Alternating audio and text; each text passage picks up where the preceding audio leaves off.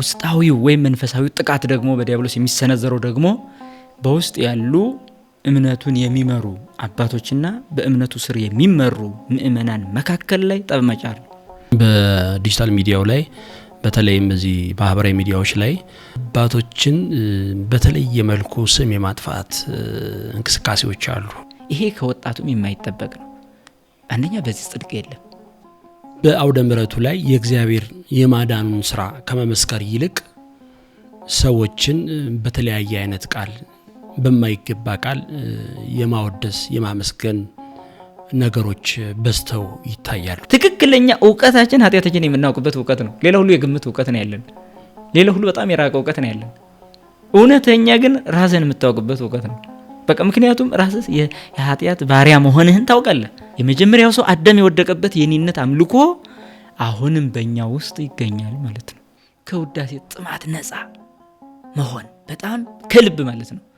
ከልብ ይሄ ከሌለ ቤተክርስቲያኑን መታደግ አንችልም በፍጹሙ ማለት ነው። እውነትም ተናግሮ ማስተምሮ መሄድ አይቻልም። ምእመናን የሚድኑበት ትምህርትም አይሰጥም። ይሄ 4 ነጥብ ማለት ነው።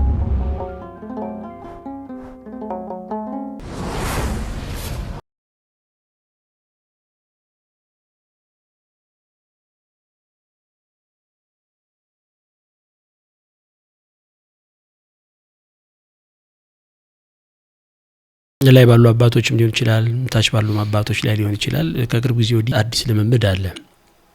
በዲጂታል ሚዲያው ላይ በተለይም በዚህ ማህበራዊ ሚዲያዎች ላይ አባቶችን በተለየ መልኩ ስም የማጥፋት እንቅስቃሴዎች አሉ።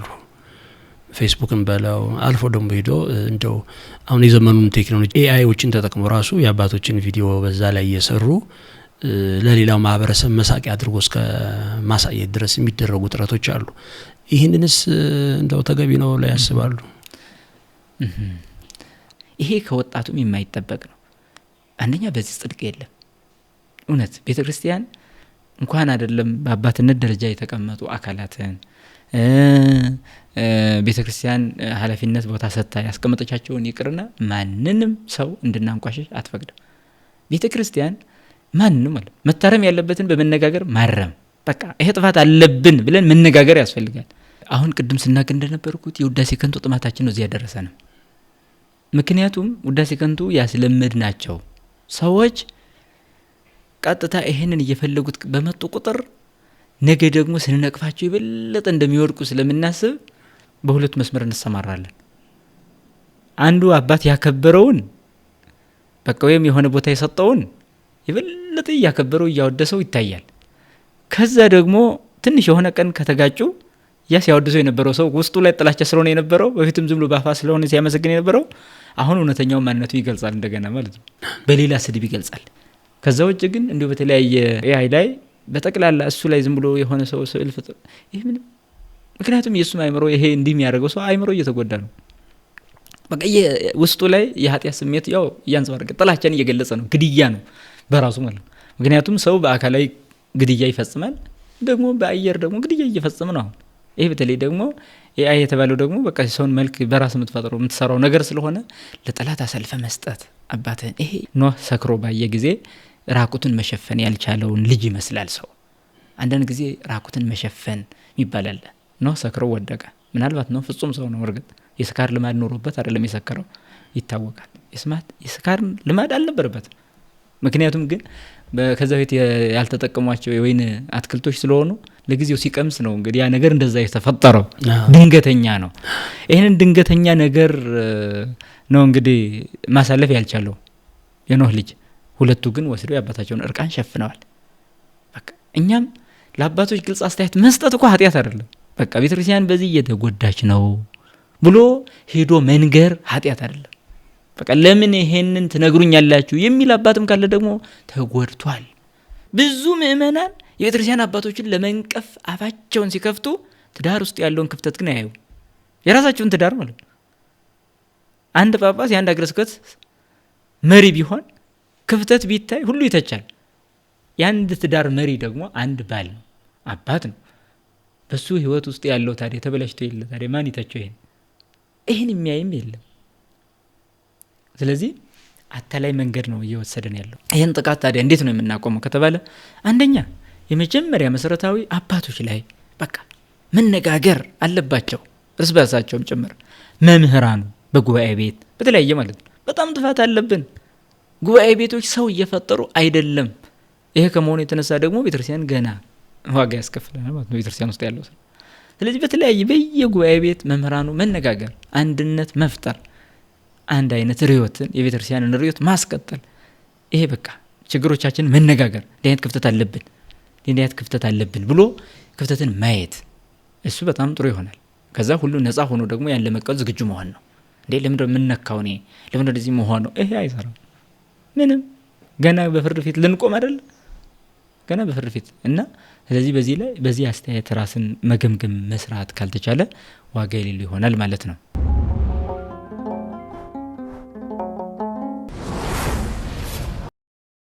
የወለህ ነቃ ሕይወት የመጽሐፍ ትርጓሜ ጉባኤ ቤት የእግዚአብሔርን ቃል በሀገራችን ብለውም በዓለማችን የሚያደርሱ እንዲሁም ሌሎች ደቀ መዛሙርትን በማፍራት የሚተጉ ሊቃውንትና መምህራንን በማስተማር ላይ ይገኛል። ጉባኤ ቤቱ ከተረጂነት በመላቀቅ የትምህርት ሂደቱን በዘላቂነት አጠናክሮ ለመስጠት እንዲያስችለው በርካታ የልማት እቅዶችን በማውጣት እየሰራ ይገኛል። በመሆኑም ጉባኤ ቤቱ እነዚህን የልማት እቅዶቹ ለማሳካት በሚያደርገው እንቅስቃሴ ውስጥ ኦርቶዶክሳውያን የቤተ ክርስቲያን ልጆች ድጋፋቸው እንዲያደርጉ ጉባኤ ቤቱ ይጠይቃል። ድጋፍ ለማድረግ የምትፈልጉ በሙሉ የወለህ ነቃ ሕይወት የልማት ተቋም በሚል በኢትዮጵያ ንግድ ባንክ በተከፈተ የአካውንት ቁጥር 1071 30 99 በድጋሚ 99 አማካኝነት መደገፍ ትችላላችሁ። ለተጨማሪ መረጃ በተንቀሳቃሽ ስልክ ቁጥር 251 912 11 32 72 ላይ በመደወል ማነጋገር ትችላላችሁ። የወለህ ነቃ ሕይወት የመጽሐፍ ትርጓሜ ቤት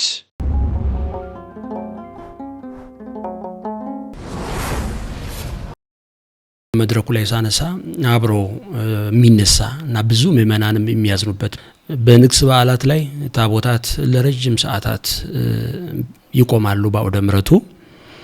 በዛ መድረክ ላይ የበዓሉ ዋነኛ ዓላማ በተለይም ደግሞ በአውደ ምሕረቱ ላይ የእግዚአብሔር የማዳኑን ስራ ከመመስከር ይልቅ ሰዎችን በተለያየ አይነት ቃል በማይገባ ቃል የማወደስ የማመስገን ነገሮች በዝተው ይታያሉ። እነዚህ ነገሮች ልናስተካክልባቸው የምንችልባቸው መንገዶች ምንድናቸው? እንግዲህ ቤተክርስቲያን እንዳልን ዋና ተልእኮዋ ትምህርት ወንጌል ላይ ነው ብለናል። ከዛ ሌሎቹ ለትምህርት ወንጌል አጋዥ እንዲሆኑ የምንሰራቸው ናቸው ሌሎቹ። ታዲያ ቤተክርስቲያን በዚህ የትምህርት ወንጌል አዳራሽ ወይም የትምህርት ወንጌል አድራሽ እንደመሆኗ መጠን ለዘላለም የመዳን መስመርን በዛ በኩል የምትሰጥ እንደመሆኗ መጠን በዓለም ውስጥ ስትመጣ የምትፈተንባቸው ያው ሁለት ገጽታ ያላቸው ፈተናዎች አሉባት። አካላዊ ጥቃትና ውስጣዊ ወይም መንፈሳዊ ጥቃት ነው ቤተክርስቲያን የሚፈትናት ሁሌም። ይሄ ከጥንት ጀምሮ የመጣው ነው። ስለዚህ አካላዊ ጥቃት የምንለው ባላውያን ነገስታት በተለያዩ መናፍቃን በአማኞቿ ላይ የሚሰነዘረው አካላዊ ጥቃት አለ።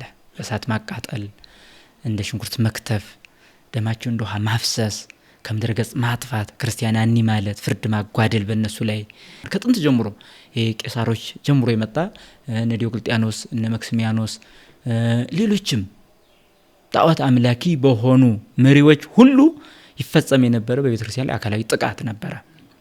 ሌላውን መንፈሳቸውን የመውረር አቅም ስለሌላቸው በአካላዊ ጥቃት ነው ቤተክርስቲያን ማጥፋት የሚፈልጉት። ስለዚህ ዲያብሎስ የቤተክርስቲያንን ህልውና አይፈልግም። ምክንያቱም ክርስቶስ በመስቀል ላይ ያደረገውን ስራ እየመሰከረች ለዓለም የምትቀጥል ስለሆነች ለዘላለም ለዓለም እያሳወቀች ነው የምትቀጥል። ይህን ምስክርነት ደግሞ አይፈልግም። አንድ ወንጀለኛ ስለሱ ወንጀል የሚናገርን ሰው ለማጥፋት ቀን ሌሊት መጣሩ አይቀርም። ቤተክርስቲያን ደግሞ የዲያብሎስን ወንጀል ለዓለም እየመሰከረች ትኖራለች።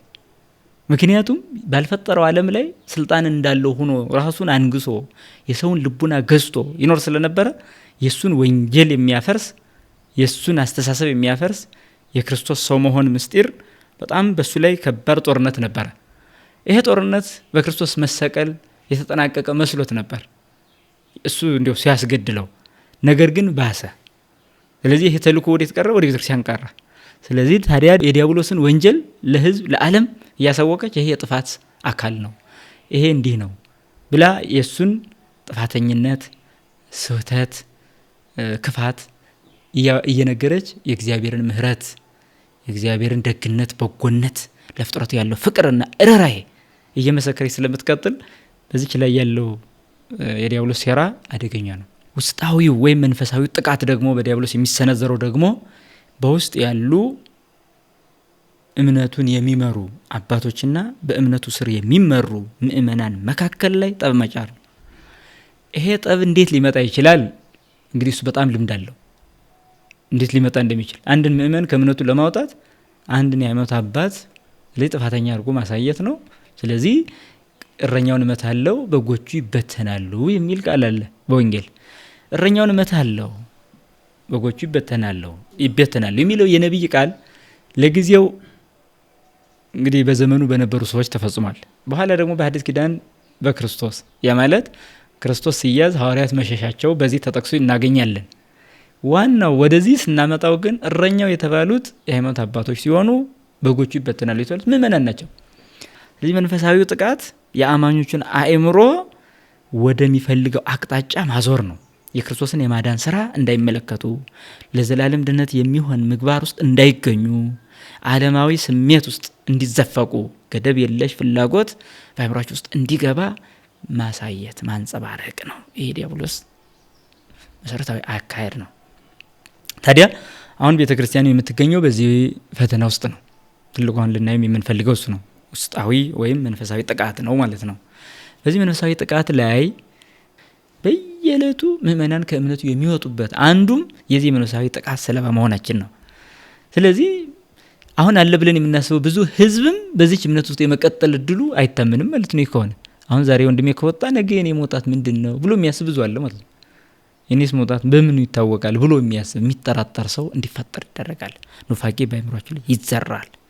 ስለዚህ እግዚአብሔርን የምህረት መንገድ ሳይሆን በዚህ ዓለም ባሉ አገልጋዮች ላይ በሚያየው ክፍተት ብቻ እምነቱን የሚለካ ደካማ ማህበረሰብ ይፈጠራል።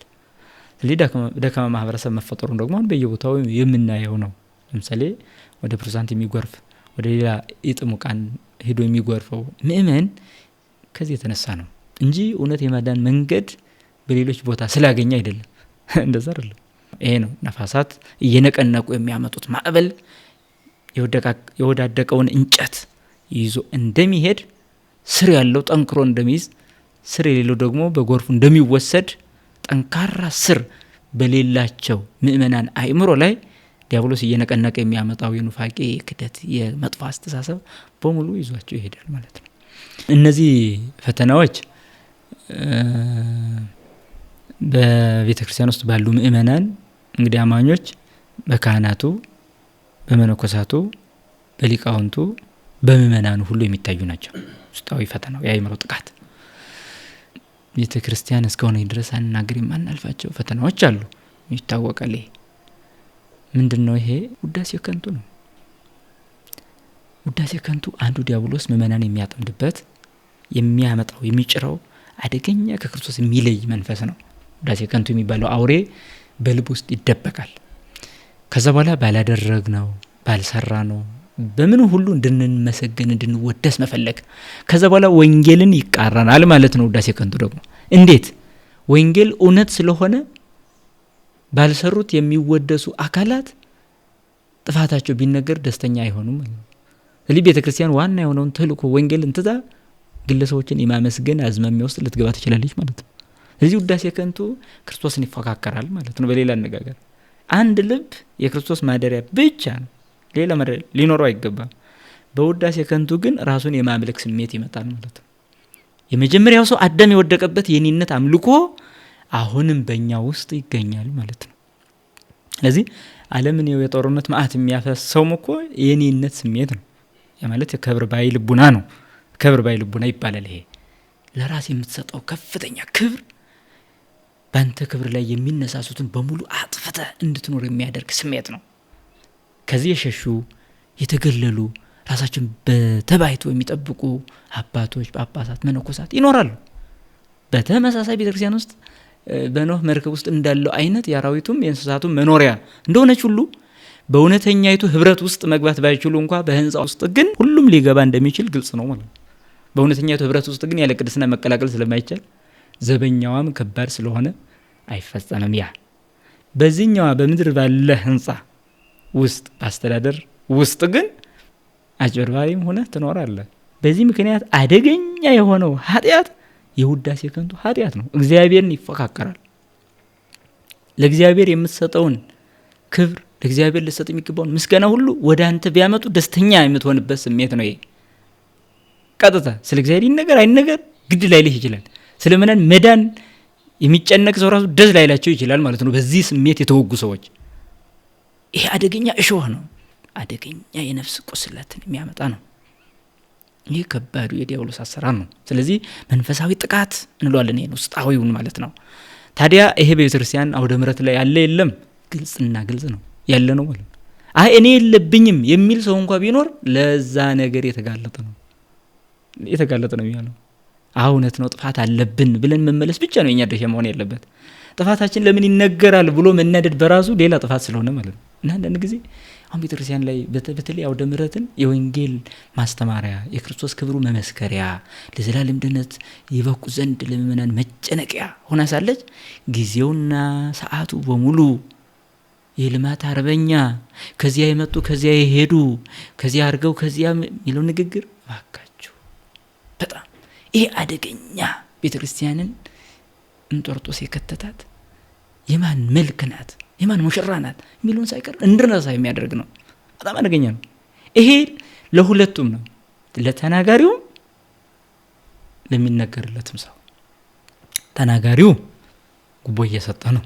በዚህ መልክ የቃላት ጉቦ በገንዘብ ብቻ አይደለም ጉቦ የሚፈጸመው፣ ሙስና በገንዘብ ብቻ አይፈጸምም። እንዲያውም ከገንዘብ በላይ የውዳሴ ከንቱ ሙስና ይከብዳል፣ በጣም ይከብዳል። ያ ተናጋሪውም ከብሮ ለመኖር ነገ ደግሞ እሱ ሲነሳ እሱ እንዲያወድስ ስለሚፈልግ እንደ ብድር ያክል ነው የሚሰጠው፣ ወይም የሆነ ቦታ እንዲሰጡት ይፈልጋል። ከዚህ የተነሳ ራሱ የማያምንበትን ለዛ ሰው ሲቆልል ምንም ስቅቅ አይለው፣ አያምንበትም። ዘወር ሲል ደግሞ ከሌላ ጋር ሆኖ ያመዋል። ታዲያ ይሄ ኑሮ ነው ቤተክርስቲያን እንግዲህ መንፈሳዊ ጥቃት የሚያሰኛት። የመንፈሳዊ ጥቃት ይባላል። ይሄ አደገኛ የመንፈሳዊ ህይወት ንቃትን አሽቀንጥሮ የሚጥል በጣም አደገኛ ጥቃት ነው እናገኛለን። ይሄ ከተናጋሪው አንጻር ስናይ የሚሰጠው አንደኛ የሆነ ቦታ እንዲሰጡት ይፈልጋል፣ ሁለተኛ ነገ ደግሞ አጸፋ እንዲመልሱለት ይፈልጋል። ከዛ አንጻር ይናገራል። ተመልከቱ፣ ጥፋቶቹን እንዲያልፉለት ይፈልጋል። ስለዚህ ይሄን ሁሉ አስቦ ነው ይሄን ቃል የሚናገረው። እንዲሁ በየዋህነት መንፈስ ይቀበሉት ይሆናል እንጂ እውነት መስሏቸው ያ ሰው ዘወር ሲል ደግሞ ከሌላ ጋር ሆኖ የሚተች ነው፣ እሳቸው እንደገና የሚነቅፍ ነው፣ የሚሳደብ ነው፣ የሚያማ ነው። ታዲያ ከዚህ የሚቀበሉት ምስጋና ምንድን የጠቀማቸው? ስለዚህ ይሄ ተናጋሪው የውሸት ንግግር እያስተላለፈ ነው ማለት በአውደ ምሕረቱ። አውደ ምሕረት በተባለው አውደ ሐሰት ያደርጉታል ማለት ነው። ውሸት ነው የሚያስተላልፈው። ምክንያቱም ዘወር ብሎ ካማ ፊት ለፊታቸው ላይ ጥሩ ቢናገርም ይሄ የውሸት ንግግር ነው እንላለን። በዚህ ሰለባ ውስጥ ነው። ሁለተኛ ተቀባዮቹ ላይ ነው። በጣም አደገኛው ኃጢአት ተቀባዮቹ ላይ ነው። ይገባኛል ብለው ልባቸውን ከፍ አድርገው እስከ መቀበል ከደረሱ አደገኛ የመንፈሳዊ ህይወት ማነቆ ነው። ይሄ ውዳሴ ከንቱ አደገኛ ነው። ለጠላት አሳስሮ ይሰጣል። ይቺ ውዳሴ ከንቱ የዲያብሎስ መግቢያ መስመር ናት። የዲያብሎስ መግቢያ ናት ቀጥታ ማለት ነው። ታዲያ ቁጭ ያለው ሰው ምእመናኑ በዚህ ስሌት ይወዱኛል ብሎ ከማሰብ ይሄን ውዳሴ አብሮ ያኛው ይናገራል፣ ይሄኛው ይቀበላል። የክብር ፍላጎት ስለሆነ ይሄን የሚያደርገው በተፈጥሮ የተሰጠን ክብር ፍላጎት እኮ አለን። በተፈጥሮ የተሰጠን ይሄን አይደለም። ሰው በተፈጥሮ ክብር ፈላጊ ነው፣ አለመፈለግ አይችልም። ይሄን ስንናገር ጥልቅ ሐሳብ ማውራት ይኖርብናል። በተፈጥሮ ሰው ክብር ፈላጊ ነው። ነገር ግን የላይኛውን ክብር እንዲፈልግ ነው ይሄን ፈላጊነት የሰጠው እግዚአብሔር በልብ ውስጥ ያሳደረው። ታዲያ እኛ አዙሮ ነው የላይኛውን ክብር ከመፈለግ በተቃራኒ ከዚህ ዓለም ባለ ምድራዊና ስጋዊ በሆነ ሰው አንደበት ክብርን እንፈልጋለን ማለት ነው። ይሄ ነው ኃጢአት የሚሆነው። ለምንድን ነው እንዴ ልባችን ውስጥ እኮ ክብር የመፈለግ ስሜት እኮ አለን፣ ይሄን ብንጋራው እንዴ ተፈጥሯዊ እኮ ነው የሚል ሰው ቢኖር አዎ ተፈጥሯዊ ነው ክብር መፈለግ። ነገር ግን የትኛውን ክብር መፈለግ የሚለው ትልቅ መስመር ውስጥ እንገባለን። ስለዚህ የትኛውን ክብር ነው እንድንፈልግ የተሰጠን ከተባለ ከክርስቶስ የሚገኘውን ክብር ነው፣ የዘላለምን ክብር ነው፣ በሰዎች ፊት የማይቀረውን ክብር ነው። እሱን እንድንፈልግ ፍላጎት አለን በተፈጥሮ። ይሄን ፍላጎት ግን እንተውና ያኛውን በዚህኛውን ገድብና ነስ ለምሳሌ እጅም እኮ አለ። እጅ ተፈጥሯዊ ነው አይደለ? በጣም ጥሩ። እጅ ጽድቅ የሚሆነው ሰርቼ ስመጸውት ነው፣ ስሰርቅ አይደለም። ስለዚህ እጅ ተፈጥሯዊ ነው፣ መስረቁ ኃጢአት ነው፣ መስራቱ ግን ጽድቅ ነው። ልክ እንደዚሁ የክብር ፈላጊነት ተፈጥሯዊ ነው። ክብሩን ላይኛውን ስፈልግ ጽድቅ ይሆናል። የሰማዕታቱም ሙሉ ሞት እኮ ያን ክብር ፍለጋ ነው፣ ዙሩ ሌላ አይደለም። ግን ክብሩ ይሄ አይደለም ነው፣ ክብሩ ይሄ አይደለም። ምክንያቱም አመስጋኙ ሟች ተመስጋኙ ሟች የተባለው ይቆር ይሄኛው አፈር ነው የሚያመሰግነው፣ ይሄኛው የተቆለለ አፈር ነው የሚቀበለው። እንግዲህ ከዛ አንፃር ፈላጊነታችን ወደ ምድር ስናወርደው ኃጢአት ወይም ደግሞ ለዘላለም ኩነኔ ይዳርጋል። ዋጋችሁን እዚህ ተቀበላችሁ ያለው ይሆናል። እንኳን ሳንሰራው ሰርተን እንኳን የምንቀበለው አይደለም ማለት ነው ውዳሴ። ይሄ ምናልባት ለቅኖች ምስጋና ይገባል ብለን በምንጠራው አንዳንዶች ሊጠቅሱት ይችላሉ። አዎ ቅኖች ሊመሰገኑ ይገባል። ምናልባት እውነት እንኳን የተጋደሉ ህይወት በትክክል ሰርተን እንኳን ሰው ያመስግን ሌላውም ከዚህ ሊማር ይችላልና ቢመሰገኑ መምረገሌ ቢመሰገኑ ቢባል እንኳን ሰውየው ፈቃደኛ አይደለም ለሌላው ትምህርት እስከሆነ ድረስ ግን ከተናገሩት ሰውየው ራሱን የሚቆልፍበት መስመር ያስፈልገዋል። እንኳን አይደለም እሺ ብሎ ሊቀበል እስከዚህ ነው። ስለዚህ ታዲያ ከተቀባዩ አንፃር ስንመለከት አደገኛ ወደ ሲኦል የሚከት መስመር አለ። ይሄ መስመር ምንድነው? ይሄንን በአውደ ምሕረቱን በሙሉ እግዚአብሔር ሊመሰገንበት የሚገባውን ለራሱ ማድረጉ፣ ሁለተኛ የላይኛውን ክብር በመዘንጋት እዚህ በሚሰጠው ክብር መርካቱ ረክቷል። ስለዚህ ይሄ እርካታ በጣም አደገኛ ኃጢአት ነው። አላወቀም። ነገ ላይ ይሄን ውዳሴ የሚተወሰው ከመጣ አውደ ምሕረቱ ላይ እንዳይቆም ሊከለክል ይችላል፣ ስልጣን ስላለ። እኔን ስሜን አላነሳ አውደ ምሕረት ላይ ሳይቀመጡ እንኳን ለሰላምታ ስማቸው ካልተጠቀሰ ሰባኪውን ለማባረር የሚዘጋጁ የደብር አስተዳዳሪዎች ሁሉ እየተገኙ ይሄን ስናገር ግን በጣም ብፁዓን የሆኑ ራሳቸውን የገዙ ለእግዚአብሔር የሰጡ ምስጋና የማይፈልጉ ለቤተክርስቲያኗ ክብር የሚንገበገቡ አባቶች መኖራቸውን ሳልዘነጋ ነው። ይሄ ታሳቢ ሊሆን ይገባል። እና ምናልባት አሁን በጸሎት ቢነሳ ጥሩ ነው ሰው። ከዛ ውጭ ግን በሌለበት ሁሉ የተከበሩ ተብለው ካልተነሱ የሚቆጡ አለቆች አሉ። በሌሉበት ነው ሰላም ለመባል የሌለህን ሰላም አደርካ ይባል መቼስ። እስከዚህ ድረስ እንግዲህ ተሸውደናል። ስለዚህ ይሄኛው ከቅዱስ ጳውሎስ መልእክት አንፃር ሲታይ እንደ ሕፃናት አትሁኑ የሚለው ቃል የሚያፈርስ በጣም አደገኛ ነው። አሁን ይሄ ውዳሴ ከንቱ ጥማት ከሕፃናት ባህሪ ገና እንዳልተለየን ያጠይቃል። ስለዚህ አሁን ሕፃናት በቃ አንተ ጎበዝ ነህ ሲሉት አዎ ነው የሚል፣ ስታጨበጭብለት የፈለከውን ያደርጋል። ይሄ በጣም ከሕፃናት ያልተለየ አይነት ኑሮ እየኖር ነው ያለን። በጣም ስሜት እንዲሁ አደገኛ ስሜት ነው ይሄ። ስለዚህ ከሕፃናት የምንወስደው ጠባይ አለ፣ የማንወስደው ጠባይ አለ። ይሄ ውዳሴ ከንቱ ወዳጅነታቸውን ከሕፃናት አንወስድም፣ እያደጉ እንዲተው በሕፃንነታቸው እያበረታታን እንድንሰራ ተፈልጎ የሚሰጥ ነው።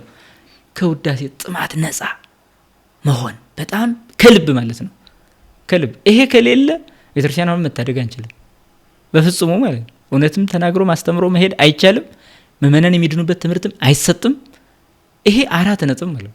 ታዲያ በምንድን ነው ውዳሴ ከንቱን መጠበቅ የሚቻለው ከተባለ አንድና አንድ ውስጥን መወቀስ ብቻ ነው። ሌላ መድኃኒት የለውም። እኔ ኃጢአተኛ ስሆን ይህን ያህል ውዳሴ ለእኔ አይገባም ብሎ ራሱ ነው ማሽቀንጠር ያለበት። እናውቃለና እኛ ትክክለኛ እውቀታችን ኃጢአታችን የምናውቅበት እውቀት ነው። ሌላ ሁሉ የግምት እውቀት ነው ያለን። ሌላ ሁሉ በጣም የራቀ እውቀት ነው ያለን። እውነተኛ ግን ራስን የምታውቅበት እውቀት ነው። በቃ ምክንያቱም ልብስ አይሸፍነው፣ ውበት አይሸፍነው፣ ስልጣን አይሸፍነው። ይሄ እያለ ኃጢአትን ቢያዩ እኮ አሁን ይደበድቡኝ ነበር ብሎ በማሰብ ውዳሴ ከንቱ ነፃ መሆን ይችላል ሰው። አይ ነው ከውጭ የሚመጣውን ማሽቀንጠር ይችላል፣ መከልከል ይችላል። በዚህ መልክ ራስን መቆለፍ። እንዲህ አይነት ንግግሮች ሲነሱ አቁሙ፣ ይበቃል፣ እግዚአብሔር ይመስገን ብሎ ክብርን ሁሉ ለሱ መስጠት። ይሄ ነው ስለ ሁሉም ነገር እግዚአብሔር ይመስገን የተባለው እኮ ነው። ስለ ሁሉም ነገር